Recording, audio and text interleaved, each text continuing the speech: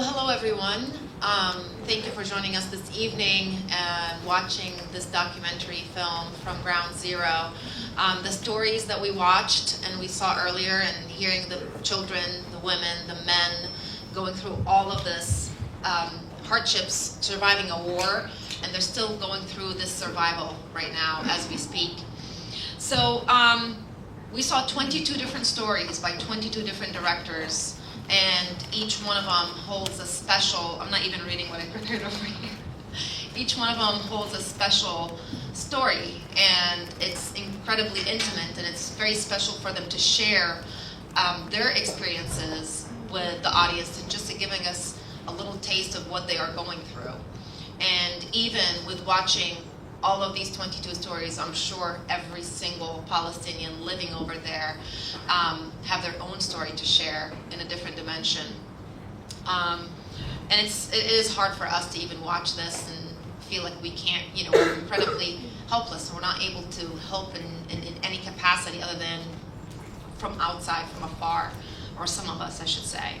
But without further ado, I would like to start with our panel discussion today. We will have several questions to ask, and then we'll open the floor for some questions that you guys will submit through virtually, that we will also get a chance to ask them at the end.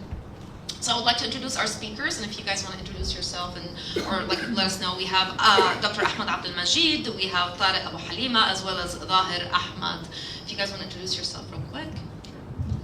Good evening, everyone. Thank you for being here. Thank you to Cinema Center for hosting this screening, and many thanks to the Indiana Center for Middle East Peace, on whose board I sit, as well, for inviting me. I used to live in Fort Wayne, moved out about 4 years ago. I am the youngest of five. All five of us were the first generation from both sides of my family to be born outside of Palestine. My father was 8, my mother was 5 when the Nakba, or the original occupation of Palestine in 1948 happened. June 48, actually, in particular, is when our hometown of Yibna, Palestine, was ethnically cleansed. My parents, again at the age of 8 and 5, moved with their families to Gaza and eventually settling in Rafah, near the Egyptian border, where they were raised, finished high school, went to Qatar, and that's where all my siblings and I were born and raised. Hello, everyone. My name is Thayer Ahmed, or Thayer Ahmed. I'm an emergency medicine physician. I work in the south side of Chicago at a trauma center. I'm also an assistant clinical professor at the University of Illinois at Chicago. I'm the global health director for our hospital, and I'm a board member for the Palestinian American Medical Association. I've been working in Gaza since 2008 in a humanitarian response capacity, as well as a healthcare system capacity building. And I was recently there last year, and I'm trying to go back next month. Hi everyone, my name is Tareq Abuhalima. I have been in the US for 2 years now. I left the Gaza Strip at the start of 2023, and I worked with Youth Vision Society, which is a community-based NGO in the Gaza Strip. After my graduation for 3 years after my bachelor's, and during the attacks of May 2021, I was head of the relief committee at this organization, and yes, this is the work I did with Youth Vision Society, and then I came to the U.S. and recently I graduated from Ohio Bluffton.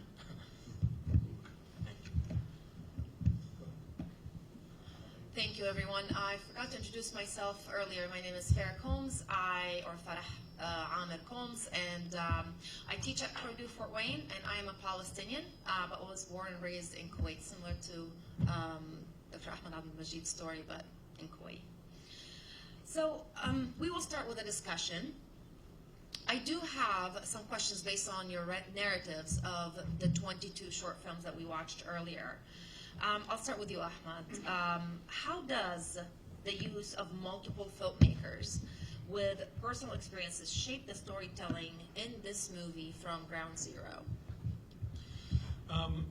So a lot of the work that I do around Palestine is humanizing the label and showing the depth of the human experience of who we label as Palestinian without really knowing much about them, about their history, about their culture, and everything else like that. And so the many different, the narratives that are shared and the different angles, the different perspectives, I think show the... You still can't hear me very well? Okay, all right. I'll use my teacher voice. There we go. So again, I think the many angles that the movies show and the perspectives that they share show the magnitude of humanity of the Palestinians, show the many different experiences that we all have lived through. And it shows actually the common thread. I was talking to Thayer earlier about people that just want to live their own lives, that teenager that just wanted to listen to music and dance. It's like my own daughter at home. It's like any child anywhere else. And so to me, it's the humanization of the label that we only hear one-sided or painted in one way or from a particular angle to serve whatever narrative it serves. I think the movie dispels a lot of that for me. I don't know if any of you would like to add more to that, or... I would want to add one brief thing that I really loved about this is, if you notice, there's no mention, or maybe I missed it, there's no mention of Israel at all in any of this. And to me, it just shows that we exist in our own sort of world. We have our own culture, our own history. There is, not every time you see a Palestinian or you hear the word Palestine, you don't have to associate it with Israeli-Palestinian conflict. I think that really kind of came center stage. So let me ask you this, Thayer. Was there a particular story that stood out for you from those 22 short stories that we watched?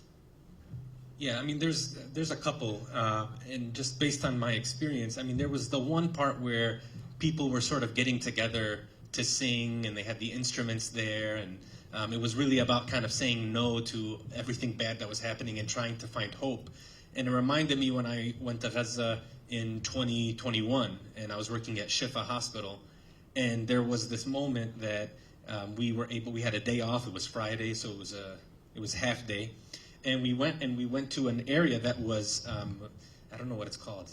In Arabic, it's called a mahad. It's like, an institute where it was all of these artists getting together, and they wanted a space where they could be creative, and they wanted to, whether you were going to be a filmmaker or an artist or a singer or a poet, and it really just, I was just so moved by the fact that they were holding on to that and preserving that in spite of being displaced from their home, being deprived of the basic necessities of life. They still kind of held on to that, and that was their form of sort of resilience and fighting through it. And then the other part for me was the kids, who, she, in this film is when she was erasing the name off of the limbs, said, now we can sleep. And I remember being at Nasser Hospital in January before, the hospital was surrounded, raided, and rendered defunct. And I remember the kids in the pediatric hospital were playing Ring Around the Rosie in the hallways because they were actually sleeping in the hallways of the hospital. People had been so displaced that they would gravitate towards the hospitals because they made the false assumption that those areas would be safe. And I just remember the kids playing Ring Around the Rosie. It was 9 p.m. in a very busy pediatric wing. Everybody had COVID and flu. And, kids will be kids. And there's this really amazing professor at UCSF, he's Palestinian, his name is Jess Ghanem. And his work before this most recent escalation and aggression on Gaza was about building playgrounds in these conflict areas. Because kids need that sort of opportunity to be able to still preserve some sort of happiness, have some excitement, have something to look forward to. It can't all be doom and gloom. And that's what stuck out to me.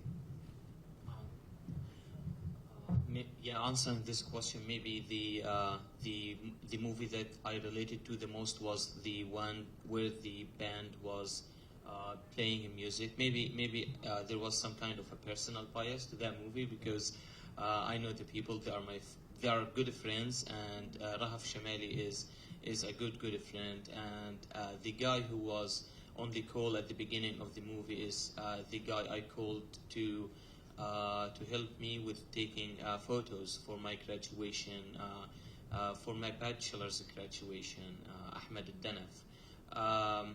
And I know someone else who's missing in the band, or was missing in the band in this film, whose name is Dua al-Masri, who I worked with for 3 years at Edward Said Public Library in the beach refugee camp. She was killed alongside with her family, 21 family members.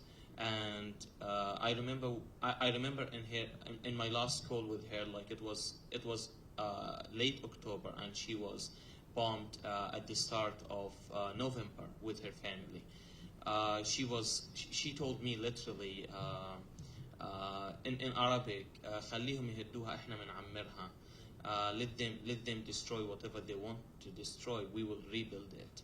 And yes, she was very well connected to this team, and they were always visiting the library. The library was bombed, and recently I have been connected. I connected with the team at the library, and I figured out that they have rebuilt it and the library already, and now they started to deliver educational sessions and educational programs at this library, which gave some hope. Yes, maybe this movie was the movie related to the most. I'll add the one that stuck with me the most was the one called Charm, the little teenage girl, about 12-year-old, that ran away from hopscotch and was on the. And the reason I think it stuck with me most is because, having been born outside of Palestine and seeing the echoes of the culture in her memories as she's, reliving her dabke, she's reliving her dances and whatever. And to me, it struck me as it's an echo of my parents, an echo of my culture, of my past, that I was, the victim of, death and destruction is horrendous as it is, but the culture, the killing of culture, the intentional attempt at erasure of culture that comes from displacement, that comes from, the fact that I don't know a whole lot about my own history because of what we now know as the PTSD that my parents went through, and all of that. To me, that stuck with me the most. Thank you. I will add something. Go ahead. No, you go. I interrupt. Go ahead, please go ahead. Mentioning PTSD, I was talking to a psychologist or a therapist the other day, and I was discussing with him the term PTSD. I mean, I was telling him, like, what we went through in Gaza cannot be PTSD or simply PTSD. It should be something else. So we ended up calling it PGSD, post-Gaza traumatic disorder. So it kind of, we were talking about it. And I'd like to add the one story where I think it's called, I wrote them down just so I would remember. I just saw it. Anyway, it's the one where it said, it's like there's a farm that's filled with, it's a farm of people. It's like farm of the dead people. That's like how to describe where they are at right now, the scenery that they are living in. And I will say to the PTSD, I always thought, we had the Gulf War in Kuwait, right? But it's nothing that what the people are doing here and what they're going through is, it's so hard to even imagine. When you think like, oh, this 7-month war compared to years and years and years and years of war, and the degree. Yeah, and then after, I didn't continue. Like after we ended up calling it PGSD, I felt like it was unfair. Gaza is it's not all about the trauma. Gaza also is about happiness and about beauty and connection, and it's a hugely close-knit society that you'd love to live in. And I never left the Gaza Strip. I left the Gaza Strip a few times before coming to the US, and I always went back. I left to Sweden, went back to Britain, and went back. And I was planning when I finished my master's to go back, and now this is the situation. See, yeah. I can only imagine, Tareq, especially, it's hard for us to watch this and we don't know any of those people, and for you to actually know some of those families, it's a whole different level. So I'll ask you the next question, Tareq. So how do these personal stories help us understand the humanitarian aspect of it, the conflict that's happening over there? It's the whole point when we watch movies and documentaries is to have us to understand and kind of see that view and what the people are going through and kind of try to relate and understand what is happening. But how do you see these personal stories help? Actually, I always believed in the power of storytelling. When there is the project of We Are Not Numbers, I do not know whether you heard about it. It's a big project. I know the guy who established it, Ahmed Abelmageed, a very good friend. I always believed in his idea to the extent that when I started working with NGOs in the Gaza Strip, I took the permission of Ahmed to replicate his project, and we did another project called Palestine Talks. And through this project, we connected people from the Gaza Strip with authors from the USA to write their stories, and then the stories got edited, and then they were published on different websites. The power of storytelling is unlimited. I know that sometimes it gives you a very not one-sided, I would say limited perspective into something, but I feel like it's a gate to get people to want to learn more about the situation and to raise their awareness, and most importantly to relate to others and to feel them. So I would like to now move on to the reality of war and survival. So we'll ask a couple questions on that, and feel free to jump in. If I ask someone, feel free to jump in to add anything you would like to add. So I'll ask you, Thayer, based on the movie or the documentary that we just watched with the stories, what does this film reveal about the daily realities of these civilians that are living there and going through that survival and that war? Yeah, I think that's a great question, because it forces us to critically think about everything that's not just fighter jets bombing, tanks shelling, drone strikes. There's quadcopters, what we talk about in Gaza, which are these small drones that are armed with rifles. It makes us think about, okay, how are people actually living on a day-to-day basis? And as somebody who's involved in humanitarian relief and emergency response, I know that just because right now there's a ceasefire and the fighter jets are not flying above head scrambling to bomb the next location, I know that there are still 18 hospitals that are out of commission. And so I know that there's this population here that's more than a half children that are not getting their childhood vaccines.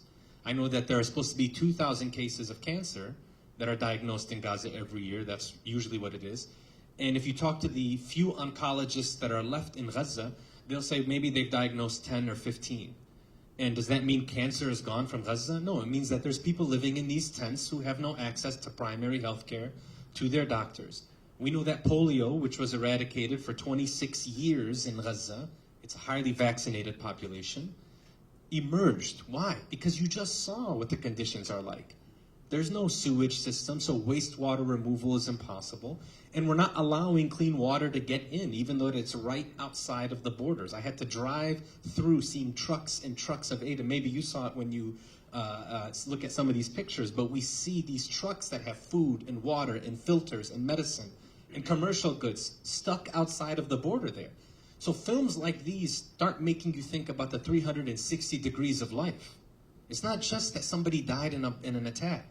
It's not just that Shifa for 1 week was surrounded by a military and rendered defunct. It's the fact that there were 38 newborn babies in that nursery who were stuck in there, and that they lost electricity so their incubators were not working.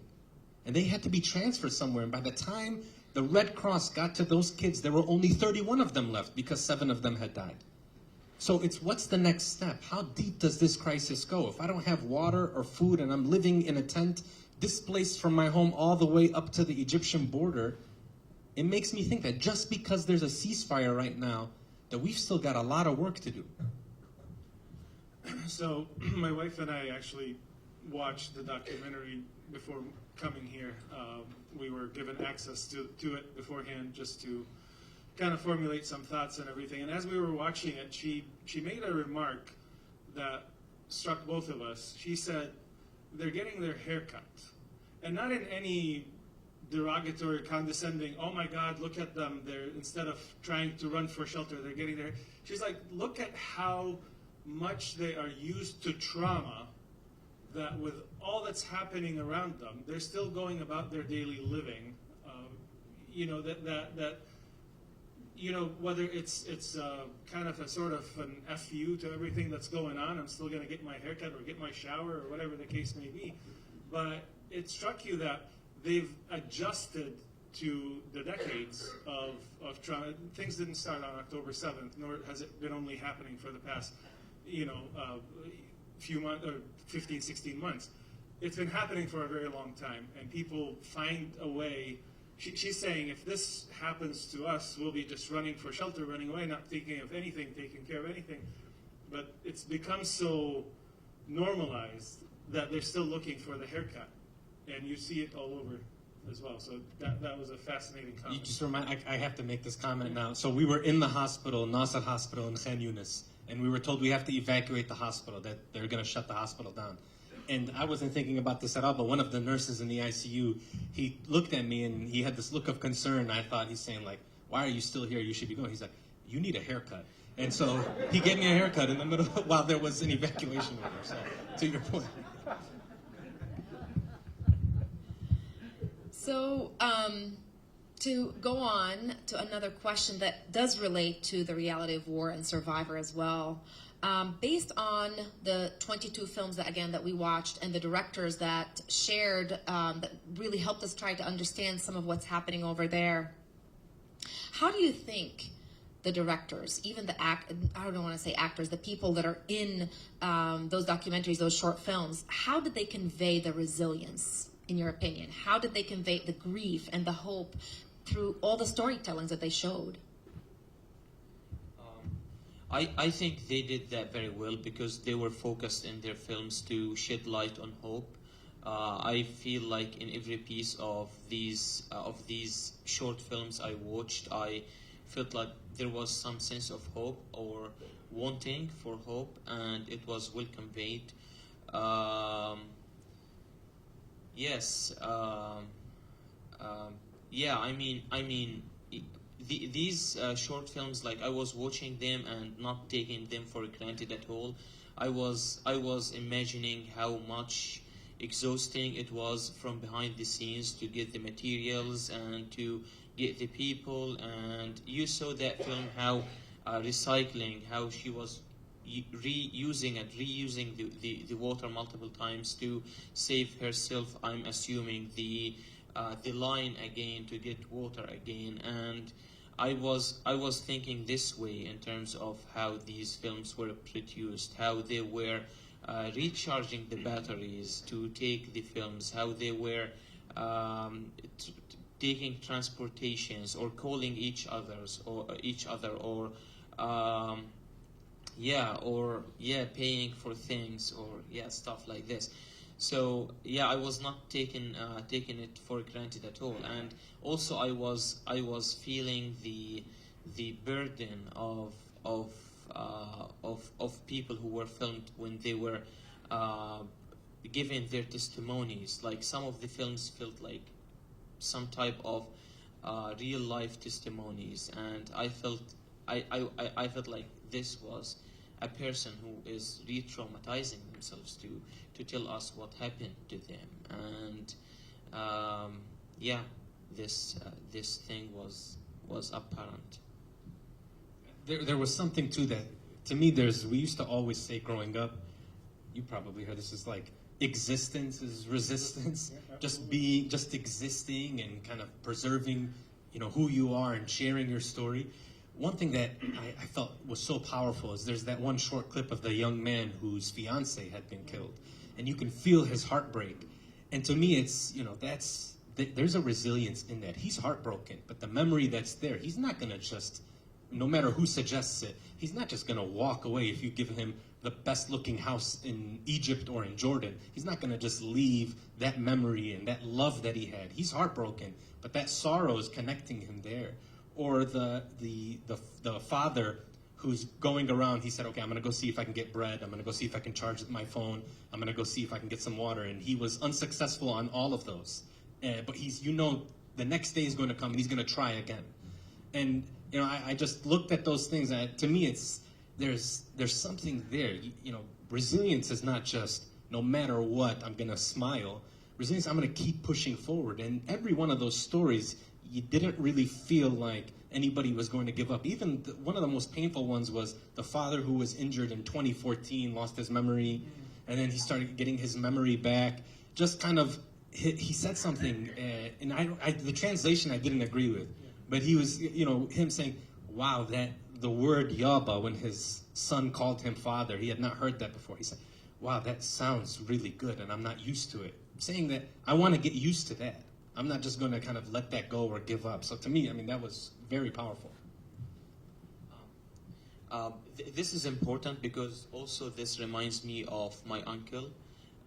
His daughter was bombed and she was under the rubble till recently, and till now actually. And when he was ordered to evacuate to the southern part of the Gaza Strip, he refused to leave, and he stayed next to the rebels since October last year, 2023, till recently, till the ceasefire happened. And it was the same case with my mom when I lost my siblings. She was always there, and she didn't want to leave. And when she left, it was excruciating for her. I feel that politicians are kind of separated from what's happening on the ground and reality when they say that Gaza people want to go to Jordan or Egypt. Man, they are fighting to get back to the rubble, and they cannot leave the rubble and their loved ones for a bit. You want them to go to Jordan and Egypt. So this resilience and this connectedness to the land is unmatched, and you will find it nowhere else. Well, you heard the gentleman who was looking for his brother, and when he saw Abu Hatab, the guy with the woods, he said, "This is my house," pointing at the rebels, right? He said, "This is my house." So exactly what you're saying is that our roots run deep in our land. And speaking of resilience and hope, there and the strength, in the one, I think it's called the 24 hours, where even with all of this, what's happening, and the guy said, "Bas alhamdulillah." Well, so we thank God, So the next question I'll ask you, Ahmed, in what ways does the film challenge common perceptions or misconceptions about Gaza and its people? In every single way. I don't know, because there's a whole lot in the terminology that's used to talk about Gaza, to talk about Palestine, to talk about Palestinians, to call it a conflict instead of a genocide, to call it equated to two warring parties. Well, it's obviously one heavy-handed, Western-supported, American-backed occupation that is truly an apartheid, expansionist, colonialist system. And, it's built on the dreams, the hopes, the aspirations, the bodies, literally, of the people of that land. And so it dispels a lot of that nonsense that's being peddled in particular, American society, whether in the news media or the justifications that some politicians may have for what's going on. To me, it destroys all of that. And honestly, to me, what it does is that it puts each and every single one of us on notice. We can't say we didn't know. We can't say, I never saw it. We can't say I couldn't stop it. I mean, it's heavy, and I'm sorry, but I'm going to put each and every one of you, and myself included here, that we are all responsible, and we have a responsibility to dispel all the myths that we have. We have a responsibility to hold our elected officials accountable. We have a responsibility to ask, where is our dollar going, and what is our dollar supporting? Because I guarantee you, I can almost attest that none of you wants to support any of that's happening over there. Right? You know what's scary about this is recently I started to hear the narrative that what's happening in the Middle East is a holy war, and it's Jesus coming, and it is something in the Bible, and man, there's nothing holy in killing, and that's Christian Zionism. And if you're not familiar with the term, please do look it up. Yeah. I would say, can I just mention one thing that gets dispelled too, is that's clear in this film, is there's also, we've heard this for decades, is there's always this notion that Palestinians are kind of these bloodthirsty, backwards community people. In fact, there's the famous saying by Golda Meir, there will be peace when they love their children more than they hate us. And I think one thing that this does is it just shows that sort of dehumanization, it's this alternate reality. It's just totally false. The fact that you'll see that in the beginning when she's going back to her home, I think it was in Khan Yunis, or I don't know, and even though her home had been damaged, she was still standing, and you can tell that there was this desire to finally have something called home. This didn't look like somebody that was just looking for more violence and wanting for more death. I think it really kind of starts pushing back on that notion that, this society is so rich, the culture is so rich, the hospitality and generosity in Gaza is through the roof. It's like a quintessential Palestinian, if you have nothing, you want to offer it to your guest. And I want to say one thing from even my own personal experience that brought me back when I was watching this is we were at a time when food was totally cut off from the Gaza Strip over these last 15 months, especially in the beginning. Everybody was hungry. Everybody was hungry. Everybody had lost weight 2, 3, 4 months into this. And I remember being in the hospital, sitting in my call room, getting a knock on the door, and it was the medical staff saying, we insist you have to come and eat with us. And they made me sit down, and we had cans of beans, because that was what was being delivered. Beans are very nutritious, actually.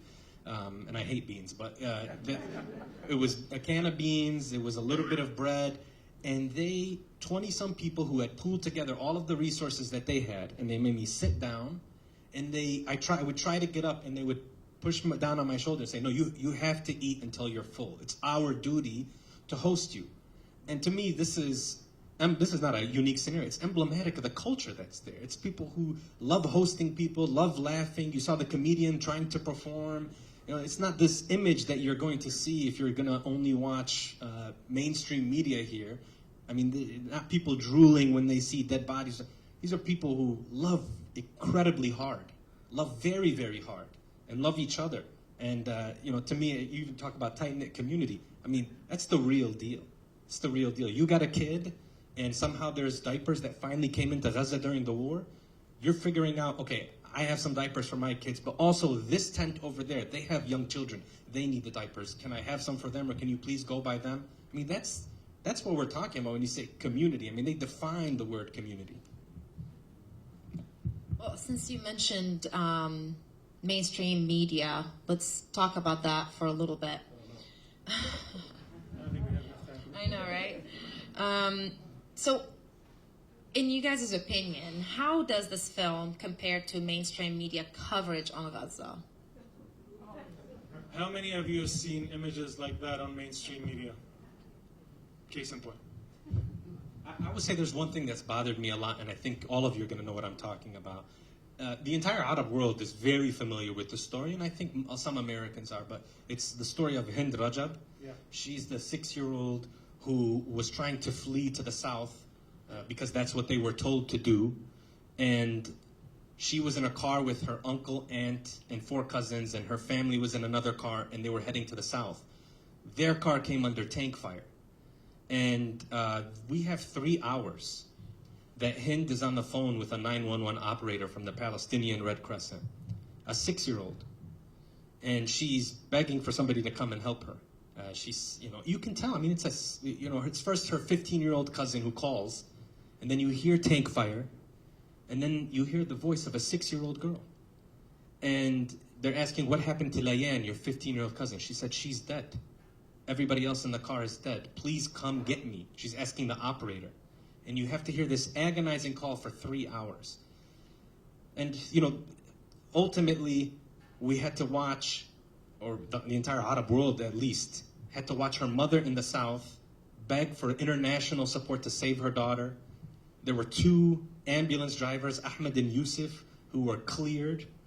In war, there's something called deconfliction, where you give your coordinates and you get the green light from the military. So they got the green light from the Israeli military to go and rescue Hind. And when they were 50 yards away from the car, a missile hit the ambulance and killed both of these young men. And at the end of the phone call, in this 3 hours, the operator says, Hind, you're not talking as much. Why are you not talking as much? And she said, every time I speak, blood comes out of my mouth. And I don't want to get my clothes dirty because my mom doesn't want me to get my clothes dirty. So there's a 6-year-old still holding on, trying to make it. And of course, she doesn't make it. 1 week later, we find the body of Hind and the rest of her family. But she was referred to as a Palestinian woman in mainstream media here. When her name was brought up, they said, oh, of course, and Hind is the Palestinian woman who died. I mean, who calls a 6-year-old a woman? What are you trying to combat? You're trying to avoid somebody thinking of a 6-year-old in a car that's a tank nearby who's bleeding to death, begging for somebody to save her. And to me, that's really what we've seen for 15 months. Every concerted effort. I can say 36,000, 47,000, 60,000, 100,000. But if you're not seeing people behind those numbers, a face and a name and a family, then you're not going to grasp what's happening and the true tragedy of losing that soul. And that's what's happened here. So I mean, that's just something that really frustrates me. It's 100% and a great example of it. But on top of that, what I find most asinine actually is the fact that we sit and debate for hours the merits of this war, like Piers Morgan and others who sit and try and present 2 sides of the story, right? So did we sit with, you sit with the overwhelming military power, again, the system that is an expansionist, colonialist, apartheid system killing defenseless people, and we're sitting there and we're trying to debate the merit of it. That to me is the most asinine part of the whole thing.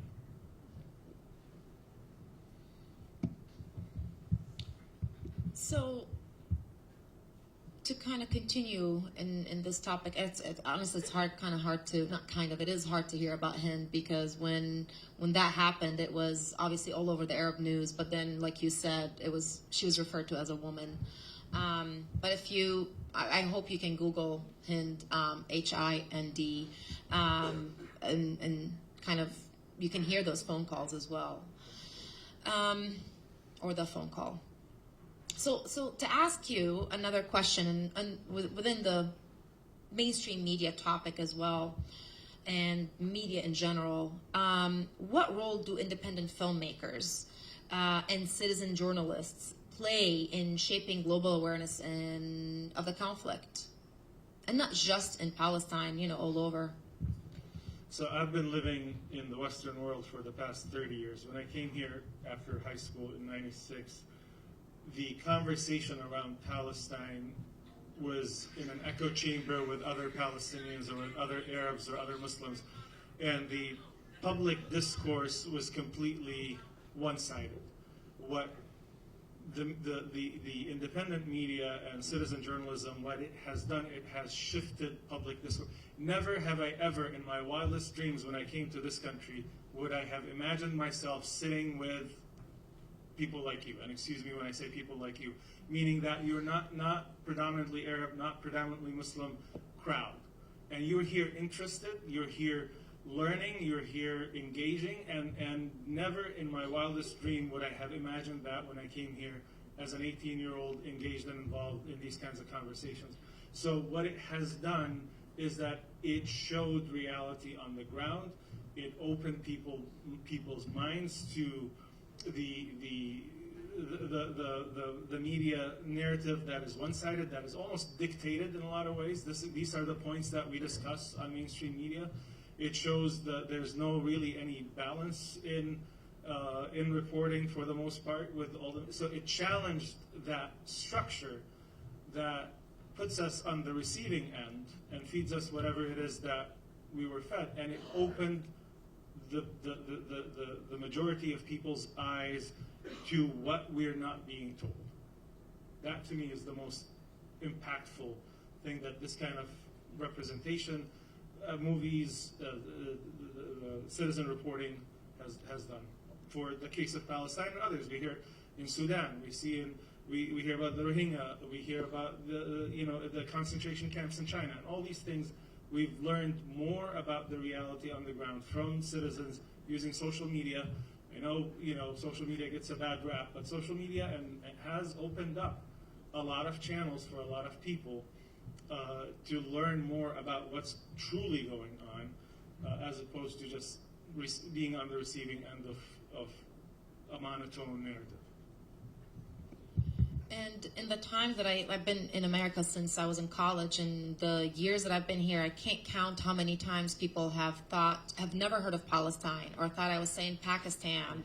And until all of this basically started, and all of a sudden, Palestine now, everybody have heard of Palestine, or majority of the people at least, I should say, in a very sad way. But and I guess it should be just to say, especially the independent journalists, it cost them, many of them, their lives. We know that, right? I mean, over 200 have been killed trying to get the story out, trying to get people to see things, what's happening on the ground, the reality there. So, I mean, absolute heroes to be able to do that. And, I'm going to steal Tareq's word, but he mentioned like the burden that they carried in order to get the message out. It's incredible to think about what the lengths that they went to deliver the story. And this is even before October 7th, like Shireen Abu Akleh, and there's all of the other journalists as well. So not just started on October 7th and afterwards. Yeah, and I wanted to follow up on your comment about the mainstream media. You feel like there is a point in time where they just focus on one thing, like during the attacks, what was happening, that they were focusing on calling it a genocide or not, and it's not a genocide. Hamas is fighting and whatever. Now the ceasefire happened, and everyone is into the Gaza Strip and is seeing what's happening. You feel that this debate is over. And recently, I saw a video of one of the former defense ministers of Israel, and it went viral everywhere. And he was debating like this with someone on an Israeli-based channel, and he was opposing to the policies of Netanyahu in the Gaza Strip, and he was saying to the guy with him that what's happening in the Gaza Strip is right now is ethnic cleansing, and he was affirming with him like, is it ethnic cleansing? And he was saying like, what do you think it is? I mean, you didn't see the clips coming out from the Gaza Strip, and you feel all of a sudden after this and after the ceasefire and what's happening there is like no one right now talks about whether it's a genocide. Now they are talking about literally depopulating the Gaza Strip to Jordan and Egypt. Like it's kind of, you feel it's nonsense how they handle things, Yeah. But they can come back after 5 years, right? Yeah. So, movies or films like From Ground Zero, how do you think it influences the public opinion, or how does it influence, policy decisions? Well, I mean, what I would say is it allows it to filter into mainstream conversations and discussions. I grew up being told, Palestine is taboo. You don't really want to kind of touch it. It's too controversial. And now, when you have things like this emerging, and you get a broader audience who's able to see some of these stories, you can talk about Palestine, and you can talk about Palestinians. I mean, in my own space in the academic world, as well as just talking about humanitarian relief, there's quite a bit of censorship. I mean, I've had lectures where I'm supposed to talk about this on a humanitarian academic level, and because it has the word Gaza or Palestine in it, it gets canceled 24 hours before. And so this is literally breaking that glass ceiling, allowing us to talk about this. This is quite possibly one of the most important things that's happening, I think, in this post-World War II era. Post-World War II, what's happening here is testing the limits of international humanitarian law, of human rights. It's testing the limits of modern-day warfare, how armies prosecute wars. We're talking about really this major incident. And up until this point, we're still seeing a lot of resistance to having this conversation. That's what films like this does. It allows us to have that conversation, and it allows us to sort of think about things more critically. I'll ask a couple more questions, and then we'll open it to if you guys want to ask or kind of submit your questions through what is it called, SLI. So, to the audience, what do you think to the audience that outside, the people that are outside of Gaza? How should they engage, and how should they respond to this film? What can people do outside of Gaza? I feel I'm not the right one to answer this question. I've been here only for 2 years, so you are more familiarized with the system. I feel as someone from Gaza, I am pushing for the narrative and telling more stories from Gaza, but when it comes to the role of what people should do, because I do not want to be limiting your creativity. I mean, people participate and solidarize in different ways. Some people call their representatives and congressmen.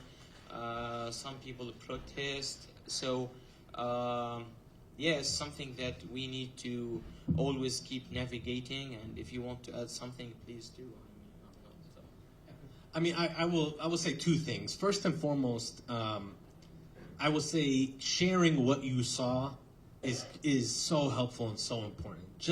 This is the way that we develop a grassroots movement. This is how we start pushing back against the forced narrative and the forced dehumanization. Just sharing one of these stories with somebody who wasn't exposed to it or wasn't hearing about it, I think that makes all the difference in the world. And I do think that if it moved you and it truly you felt like what's happening is wrong, the next step is to call, for example, our local elected officials. They should know your name. They should know what you're about. They should know that you don't want to support what's happening there. And you can even say, I saw this documentary called From Ground Zero, 22 different filmmakers, and you'd be surprised if you watched it too. And then the other thing is, I will share what the people in Gaza told me when I was there.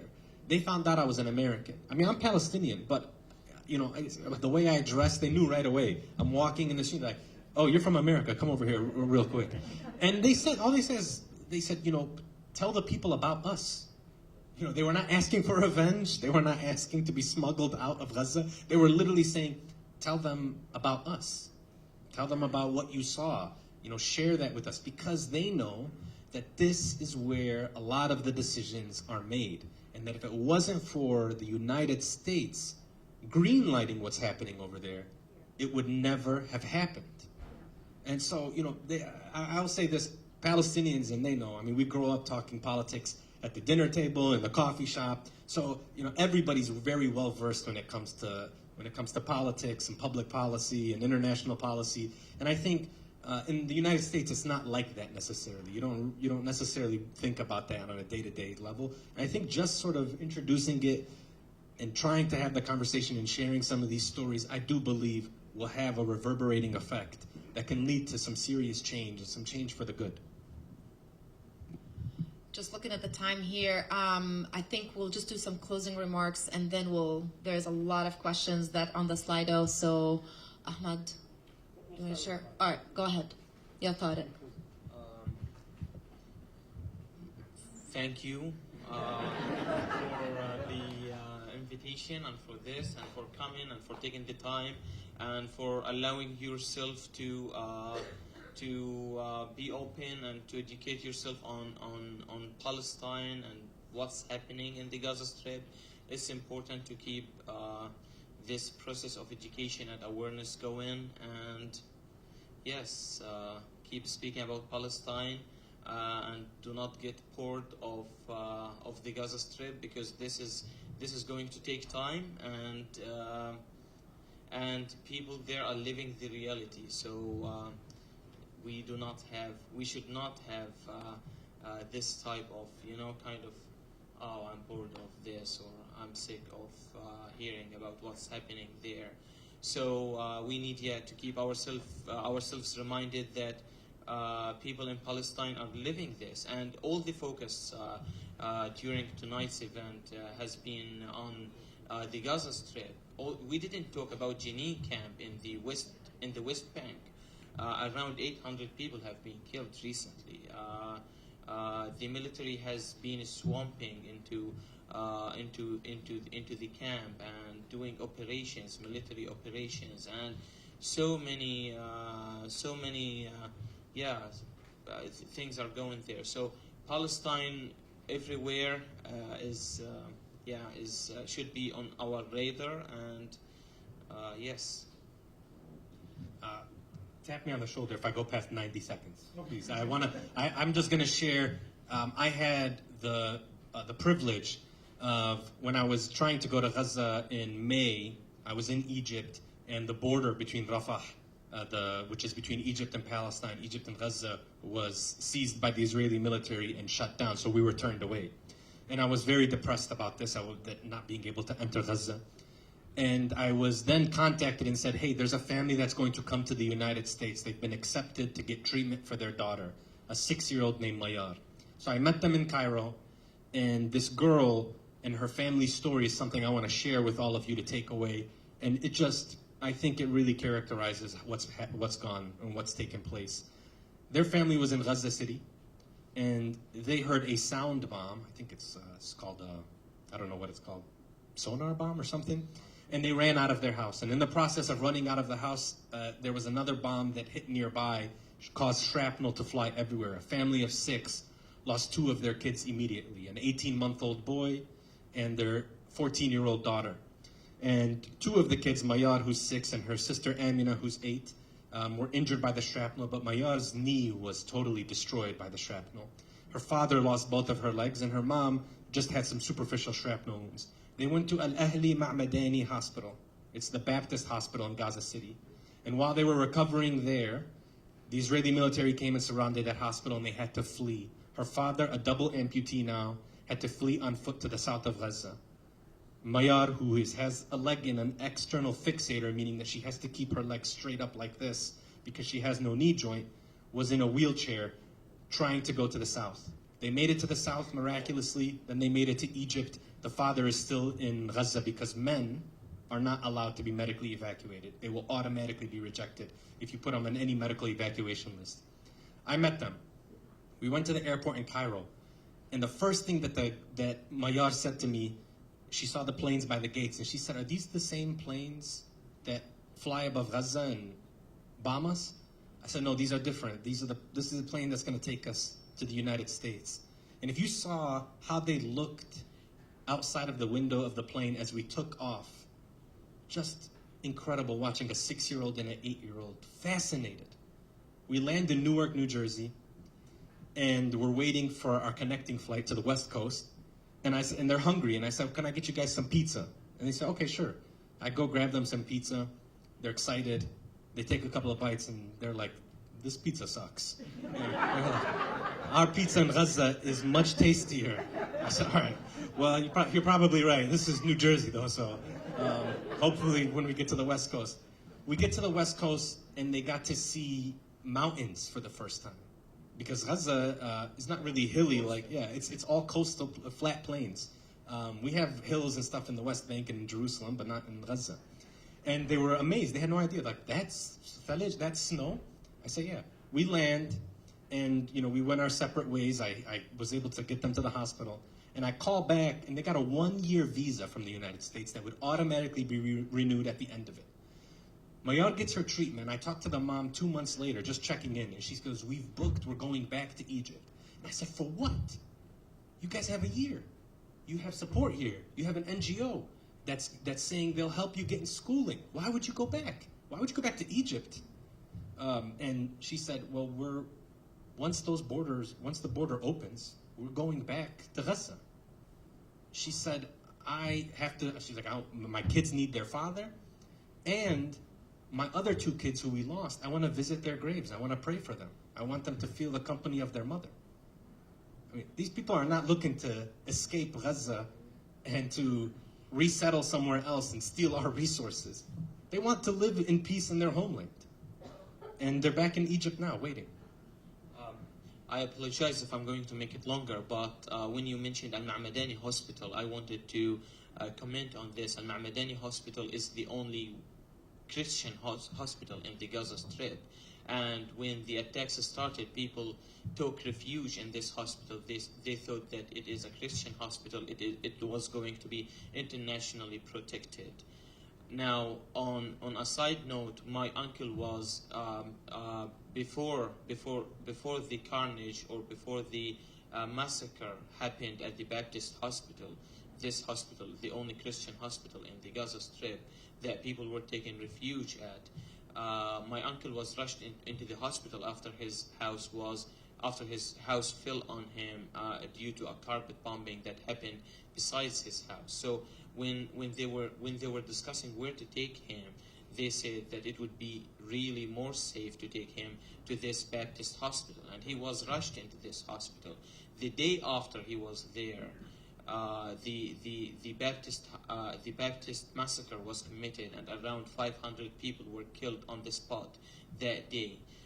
He was rushed from the hospital on his hospital bed without anesthesia and with his leg amputated into a garage close by the hospital, and he stayed there for 2 days.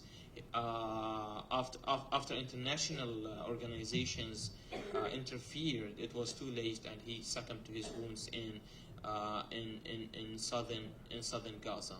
And the same story you mentioned of these people, it just again reminds me of my mom when she was in the southern part of the Gaza Strip, and she wanted really bad to get back to the northern part of the Gaza Strip because she wanted to let my siblings feel her company.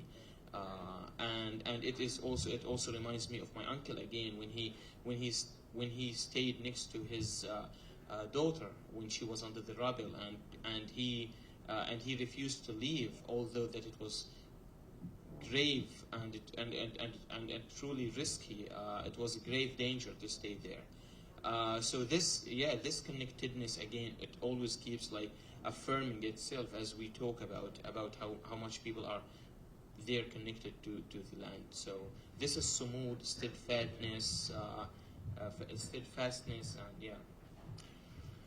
So there's a couple of things. One in particular, when we talk about discussing Palestine, and then what you might have heard from our 2 panelists as well, is how we talk about the Palestinian man, right? So a lot of the discussion, rightfully so, is about the number of women and children who have been killed. But subtracted from that statement, subtracted from that equation is the Palestinian man, as if the Palestinian man is not worth the bullet that's fired towards him, right? But we've seen many examples of Palestinian men that exemplify the beauty of Palestine, that exemplify the sumud. And I want to end with you with I'm sure many of you have heard of Khalid Nabhan. He's the older gentleman, the grandpa with the longer beard, whose granddaughter died in his hands, right? Was killed in his hands. His death got to me, and so I try and deal with all of these emotions and express through writing. So I want to leave you with something that hopefully exemplifies the concept of sumud, or the concept of steadfast. He was Khalid Ruh was killed 1 year after he held his granddaughter. Exactly. In Nusayrat camp. Yeah, and Khalid, Ruh means the soul of my soul. You've seen how, the beauty that he had, the love he had for his granddaughter. So this one is a piece I wrote called Bury Me in My Hatta. Hatta is another term for kafiyya. Kafiyya is, what you've probably seen. This is what symbolizes Palestinian culture, symbolizes Palestinian resistance. But every piece of it has some meaning to it. So I'm going to share a few lines with you. It's 48 inch by 48 inch of 100% cotton, from lands stolen but never forgotten. Pure black against bright white, wrapping my neck tight, holding my head upright, signaling the defiant might of centuries, bury me in my hatta. Waves lining the edges of a square tapestry, sing songs of ancient olive trees and a land's majesty, of Hind's thick hair, dark as a starless night, draped over a smile that shines a million horizons for eternity, bury me in my hatta. Fishnets intertwined and dancing in symmetrical patterns, cast wide across for all to see. How a calm surface belies a raging sea.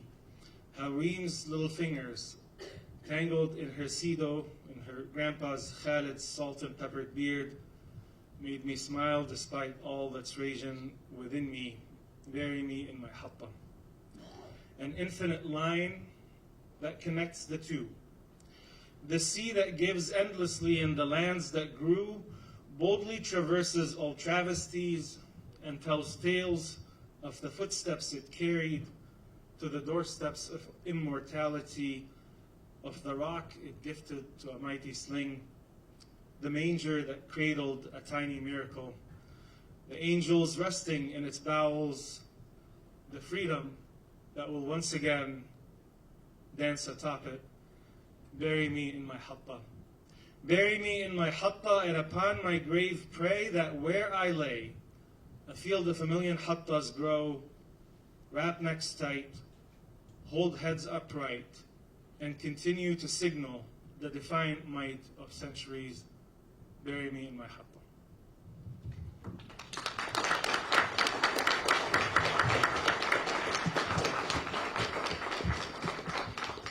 Well, thank you to our panelists. This was a great insight and a great way to kind of end after watching this documentary, or the short stories that we watched. And thank you for all of you. Thank you, Art, for putting this together. We needed something like this that kind of puts Palestine and kind of bring awareness to what is happening in that part of the world other than what is shown on the media right now. I would like to, those of you who would like to stay, I know there was a lot of questions that were sent, and I know it's late, so we're gonna be here. If you would like to ask some questions, feel free to, again, use that QR code to send your questions. One of the questions,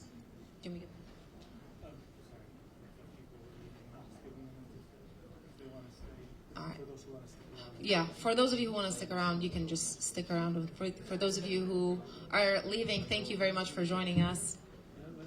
I'll wait a couple minutes.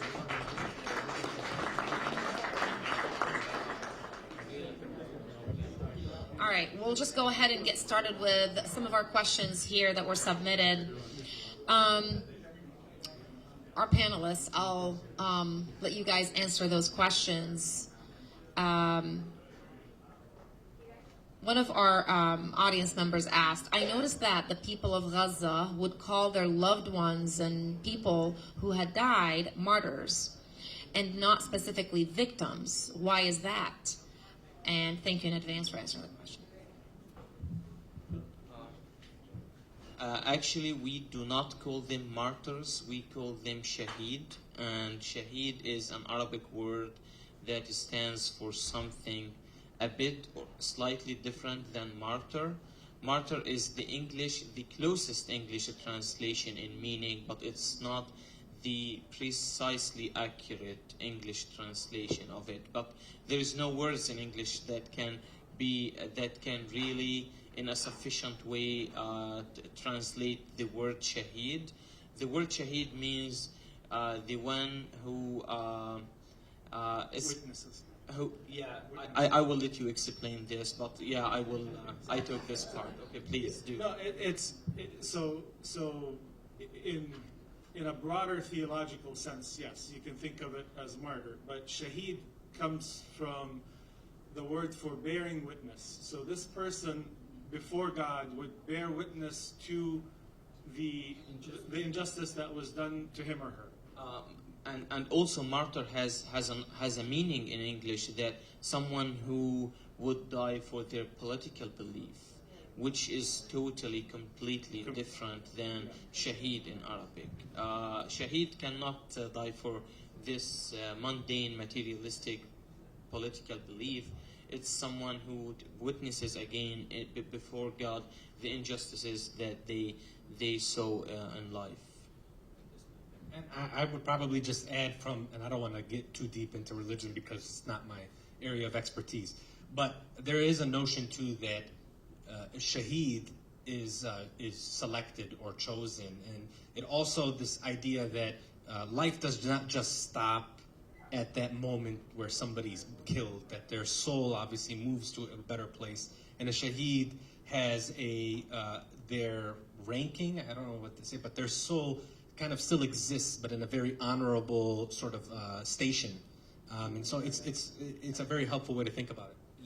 Yeah, and this is important because it also gives some condolences. It consoles the people who lose their loved ones, that they have this belief that their loved ones are not it's not over.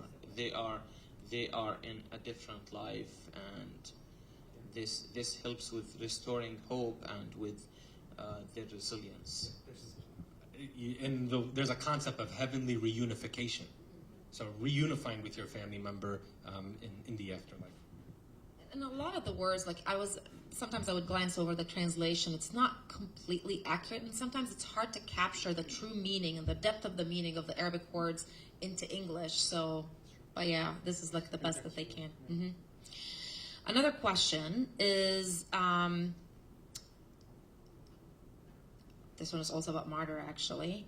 Are there Christian Palestinians? That's a good question, actually, because that's a lot of people think Arabs are only Muslims, and yes. Are there Christian Palestinians? I know there are pockets of Christianity in Arab countries, but I'm unclear if there are any in Palestine. So actually, that's a point that I wanted to mention, but then because of time, I didn't. When we talk about, so obviously Bethlehem and where Jesus was born, and the birth of Christianity was in Palestine. Jesus was Palestinian, probably not blonde locks and fair-skinned as portrayed in many cases.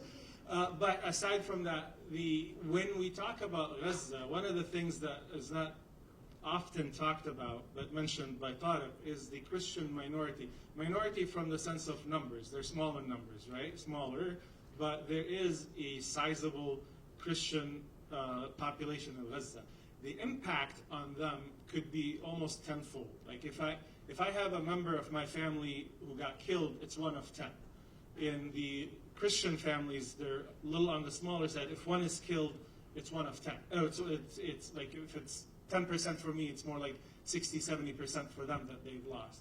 So the impact on the Christians within Gaza is felt even more and stronger. Mundir Ishaq, Mundir Isaac is someone who you should listen to if you haven't already. He's talked multiple times about what's going on over there. and I can digress in many different things, but there definitely are Christians and there were Jews in Palestine before the whole establishment of Israel. When you talk about 1890, there was about 4% of the population. They're called the Mizrahi Jews. They're more the Arab descendants of, or Samurai, yeah. Not to go to that history, but there's a whole lot of the mass migration from Eastern Europe, from the Ashkenazi. But Palestine had, I think in the 1890, or maybe the early 1900s with the early censuses, you'll see about 4% were Jewish, 3 to 4% Jewish population, 6 to 8% were Christian, and the rest, the majority, were Muslims. Yeah. One really important point about this Christian population in the Gaza Strip. I worked with these people like during my life in the Gaza. I was going to say stay.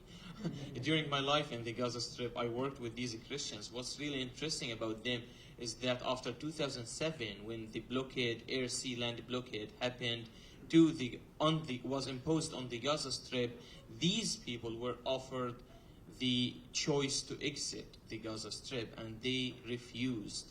They opted to protect their heritage and their places, very old archaeological places that they have in the Gaza Strip, and they stayed there.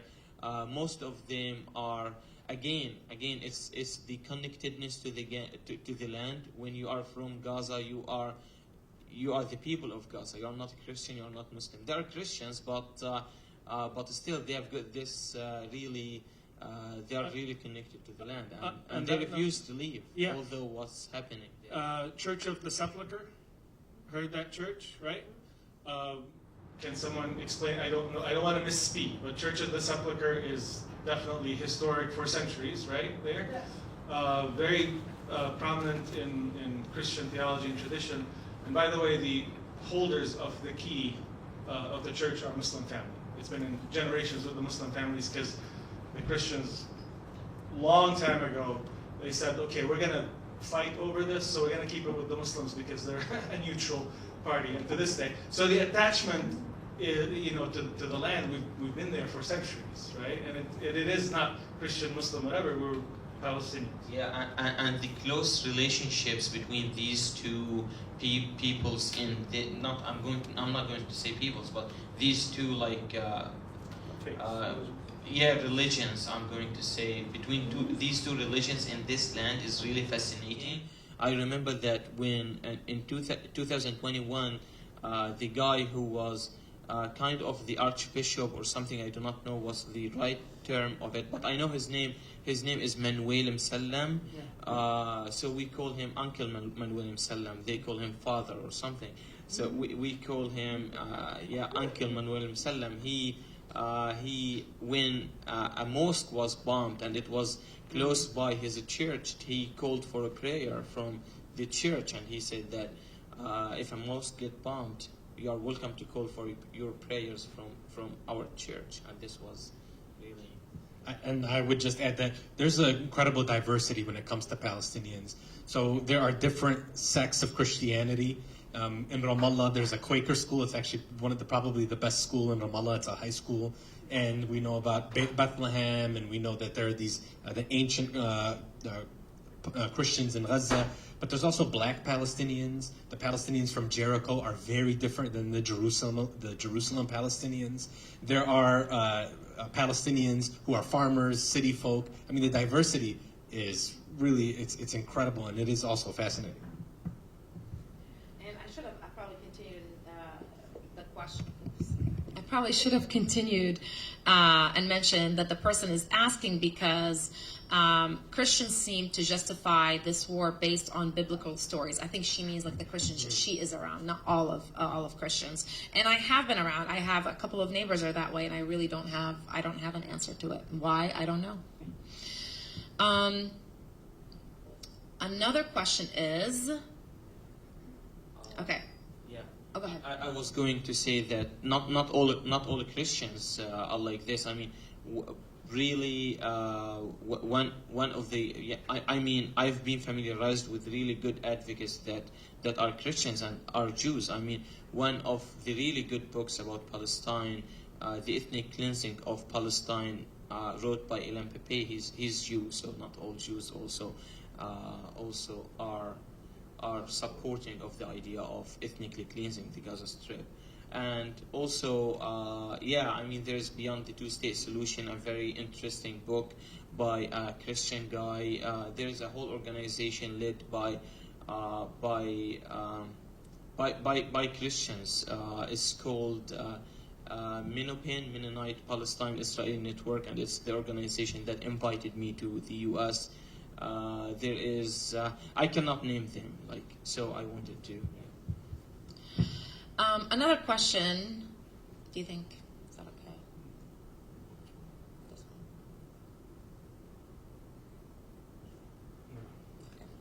Okay. All right. There are just certain things that you don't want to entertain because There's never. it's futile. I think I'm More curious to know what it is.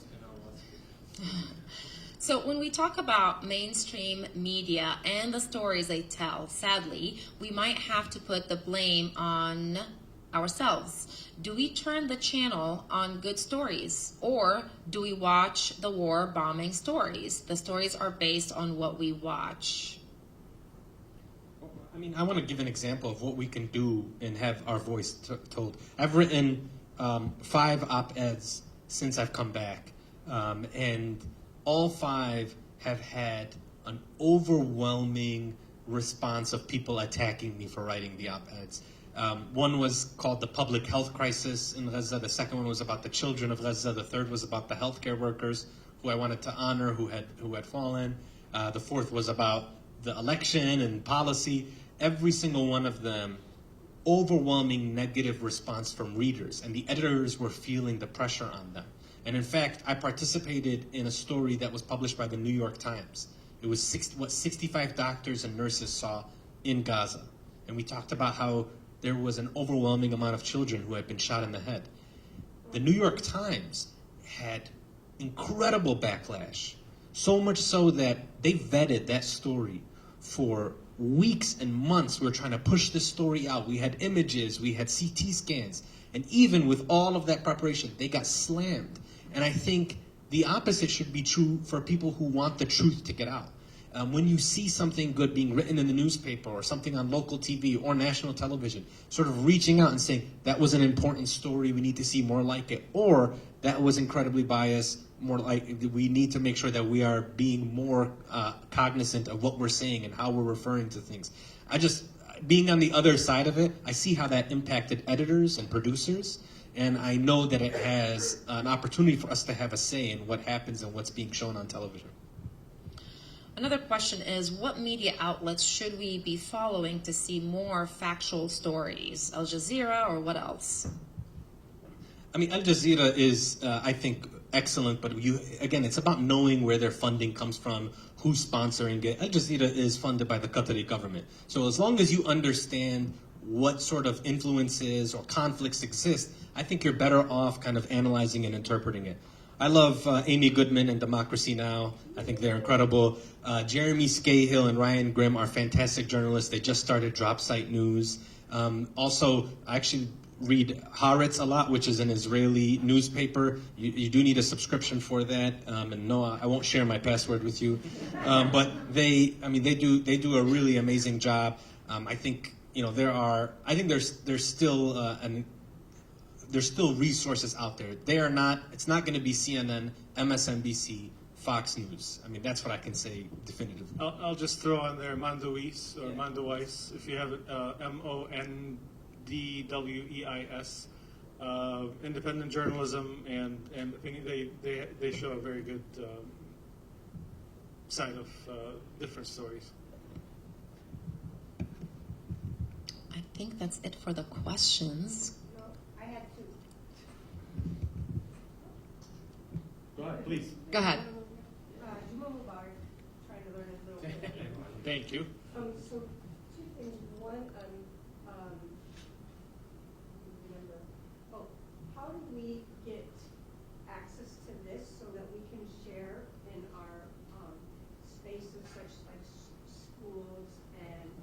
I did see that one, sorry. And that would also be accompanied by maybe discussion, questions, things like that, so that it's not just something shown to a bunch of.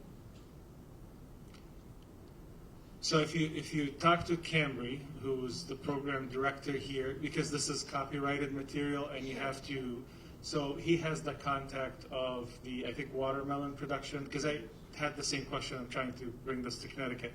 So I think he can put you in touch with those folks. There's obviously an honorarium and a certain percentage of money they need to make to support this. So I would say start with Cambry or Art, and they will help you with that. And then the other one, that I am interested in the music that we heard, but I couldn't catch everything. You know, like what with what, and then reading The credits. the credits. I don't know who's which and how do we. I wonder if the website itself may have the short films with the credits listed.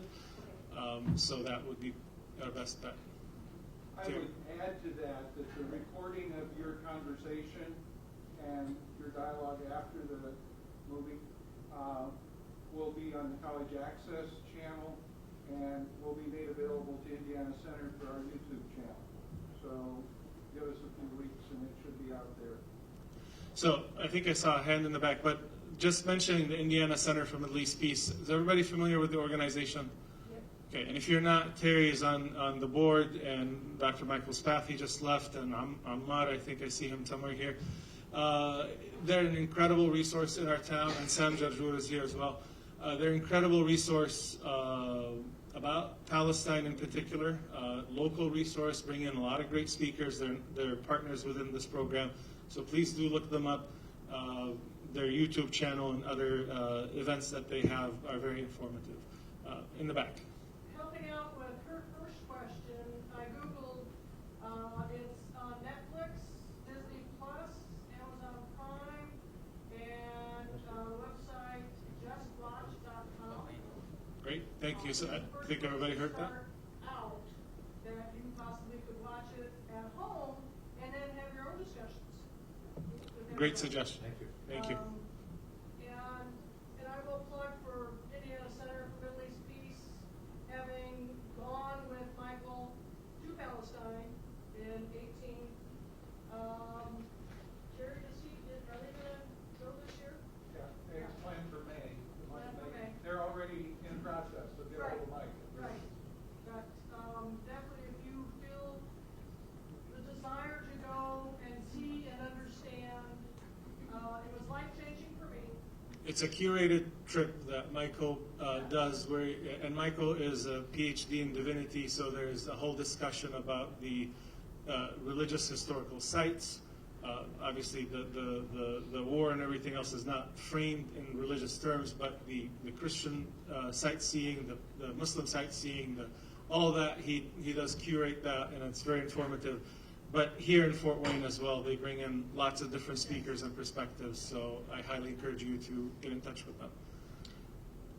There's this one question I just loaded, but it's been sent like an hour ago. It's called Food is Cult, or the person says, food is culture. When we see people in films gather around food and tea, even in campus, do you have a favorite dish that reminds you of home? I want to say two things that I tried in Gaza, and I've tried in Jerusalem, I've tried in the West Bank, I've tried in the diaspora, and it's the best in Gaza. First is it's maftool. Wow. It is incredible in Gaza. I don't know how to describe it, so I'll let Tareq describe it if he knows how to describe the actual dish. The other thing is there's something that I've only seen in Gaza, nowhere else, and it's knafa Arabiya. It's, or we would call it in the West Bank knafa Ghazawiya. But it's knafa is this dish that we usually have some kind of wheat at the top of it and cheese at the bottom. In Gaza, you can get it with mixed nuts at the bottom. And it's the only place that I've ever seen do it like that, and it's incredible. My kitchen skills are zero, so yeah, I've been trying to learn to do some stuff, but maftool is really good. I miss it. Maftool is couscous is the name that you would know it more famous. Couscous is the Moroccan term for it. Maftool is more Palestinian. It's a little thicker, and it's called maftool because biftilu b'idehum. They rub it in the hand, and it's sweet. They rub it in the hand, and it forms that couscous, and then it's soaked in water and lamb. My favorite is msakhan. So any dish that you name, everybody's gonna wow. Yeah, msakhan is the bread that you would bake in a clay oven, right? A lot of times in earth, and it's stuck. You'd see them put it on the side of the oven and pull it out, and that piece of bread is this big, and then you would have about 10 bags of onions that are minced, chopped, soaked in sumac, not the poisonous sumac, sumac, and olive oil. And then you drench the bread with that, so if it's not dripping from your elbow, it's not done well, with roasted chicken on top. And so you tear the chicken apart with the piece of bread and the onions, and you enjoy it. You have to have 7-Up or ginger ale and mince afterwards because gas and halitosis are going to be. Anthony Bourdain went to Gaza. He did. And he has an episode. It's really hard to find, but if you get a chance to watch that episode, it's phenomenal because he's able to capture kind of the culinary cuisine and the culture surrounding that. Yeah. I will say there's a dish called matlube. It's like made of, I mean, some people might eat it vegetarian. I don't know how many I feel like more and more Arab vegetarians are now more present than before. Arab vegetarians eat chicken. I know, right? So it's meat is very much present in the Arab world. But matlube, you can make it with chicken, you can make it with meat, and it's just basically rice and some vegetables that you cook on. My mother is turning in her grave. I know, right? It's an infamous, I want to say Palestinian dish, but maybe some other Arab countries might call it. It's theirs too. But we call it maqlube because when you layer everything in the pot, like you put the sliced fried, it's not the healthiest when you fry it, eggplants on the edge of the pot, and you cook the rice, everything in the pot, you flip it over. And that's why we call it maqlube. Maqlube is like turned over. Yeah. Upside down. That's it. Yes, they did. You're right. Yes. Mm-hmm. Other questions? Let me see. Anybody have that food here? I wish. If I was still living in Fort Wayne, I would say my house. But yeah. But I bet you can get upon request. There's a guy I know here. He has a restaurant. I'm doing a promotion right now. Right. You know him. Ayman Sweki. Yeah. So that's actually where I'm going to say we're going to go after this, inshallah. Halal Eats is they don't do the traditional, but in order he would make it. And please consider visiting Chicago. We have a city called Little Palestine. Maqlub is always on the menu there, as well as mansaf, and on Fridays they'll do msakhan or bami or whatever. But yeah, so Chicago, Little Palestine, please visit. And Halal Eats is it St. Joe Road? So if you haven't been there, maybe you should. Oh, it's Joe, what is it? St. Joe Center Road. Or there's no road, just St. Joe Center. Okay, St. Joe Center Road, Halal Eats, Halal, and then Eats. Other questions? All right, well, thank you very much for joining us.